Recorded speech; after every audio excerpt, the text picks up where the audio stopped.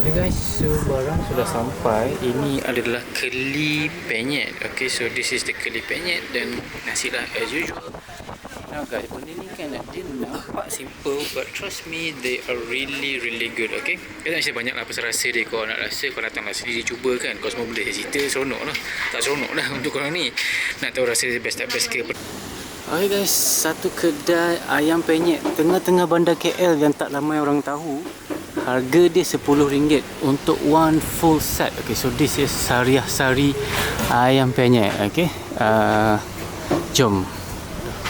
So tempat ni terletak dekat tengah-tengah bandar KL. Okay, this is near Miharja, this is near Sungai Besi, Lok View. Yang basi boleh pak? Boleh. So dia punya star menu dia of course lah ayam penyet lah. And then dia ada banyak lagi yang lain. Dia ada bakso juga at a very reasonable price. And now ada like chicken, ABC. Tengok guys, promotion dia. Kembung penyet dengan teh ais hanya RM10. Keli penyet teh ais RM10. Ayam penyet teh ais RM10. Okay, this is the best. Okay, di saat semua orang tengah naikkan harga makanan, kedai ni berjaya turunkan dan make sure kita boleh enjoy lah. Okay, and then dia juga ada curry puff ni yang saya pernah try, also nice, but dia kadang-kadang ada, kadang-kadang tak ada lah. Okay, and then this is the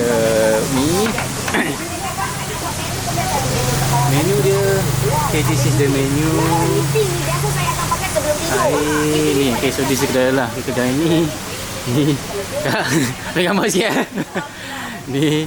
Okay, and then so this is the bakso. Okay guys, okay, this is the ayam penyet. This is the whole view of the kedai lah. Okay guys, okay, so kepada anda yang berada dekat kawasan saya ni lah, I tell you, this is one of my best kept secret. Saya lah kak. Dah lama dah kita simpan benda ni, tapi hari ni kita bagi, okay, supaya anda semua boleh menikmati bakso dan ayam penyet yang balik KL. Masyaallah lah guys, kita tempat makan dia chill. So tu air saya minum ais kosong je, acah-acah sihat. Time lain makan macam benda.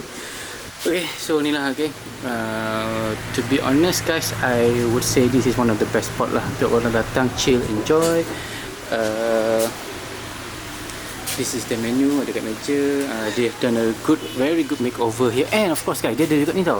Kalau korang nak rasa yang best actually, korang try nasi goreng ayam penyet. Personally, it's really good. Dia rasa dia just nice. Ada best lah basically untuk korang enjoy. Okay, so kalau anda merupakan penggemar ayam penyet macam saya, korang definitely boleh come and check this out lah. Okay, nak apa-apa, nak WhatsApp ke, nak bungkus, nak tempah ke, korang boleh contact this number. Okay, and okay, so saya dah order saya punya makanan. Sekarang saya tunggu jaga makanan, kita cerita balik. Okay guys.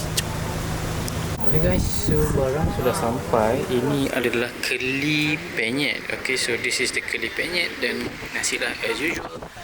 Now guys, benda ni kan dia nampak simple, but trust me, they are really good. Okay, kita nak cerita banyak lah pasal rasa dia. Kau nak rasa, kau datanglah sendiri cuba kan. Kau semua boleh cerita, seronok lah. Tak seronok lah untuk korang ni. Nak tahu rasa best tak best ke, pedas ke, benda-benda ke, korang datang. One of the best ayam penyet pada harga yang sangat mampu milik di tengah-tengah bandar KL. Okay, for location, check the caption ke ataupun sumber-sumber dah saya letak dalam benda semua-semua ni. And as usual guys, don't forget follow and subscribe for more.